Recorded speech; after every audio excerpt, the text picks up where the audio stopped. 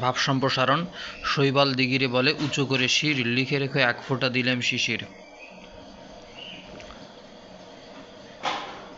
ক্ষুদ্র দানের আস্ফালন ক্ষুদ্রতারই পরিচায়ক। অন্যের জন্য কিছু করে তার উল্লেখ করা বা তা নিয়ে বড়াই করা মহৎ হৃদয়ের লক্ষণ নয়, এটি ক্ষুদ্রতা দীনতারই পরিচায়ক।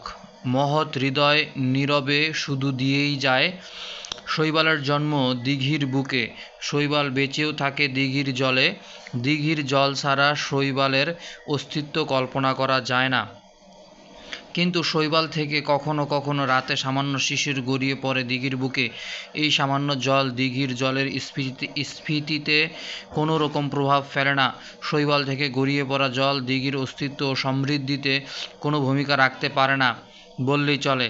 কিন্তু শৈবাল ওই এক ফোঁটা জলকণা দিঘিকে প্রদান করে, তা স্মরণ করিয়ে দেয়। অথচ ওই দিঘির জলের আশ্রয়ে বেঁচে থাকে সামান্য শৈবাল।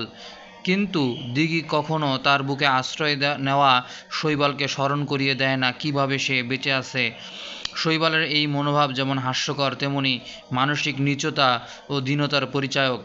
এ জগতের মানুষের দিকে দৃষ্টি দিলেও দেখা যাবে সবার সামর্থ্য বা যোগ্যতা সমান নয়।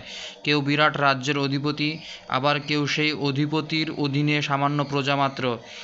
অধীনের সামর্থ্য অনেক সময় এত ক্ষীণ থাকে যে তা দিয়ে বড় কোনো কাজ করা সম্ভব নয়।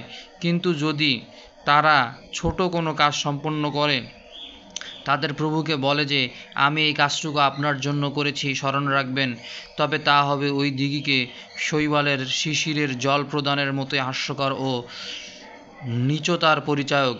কেননা যারা মহান তারা কখনোই অন্যকে উপকারের কথা বলেন না। তারা প্রতিনিয়তই নীরবে আত্মদান করে মানুষের উপকার করে যান, নিঃস্ব মানুষের ত্রাণকর্তা হিসেবে আবির্ভূত হন।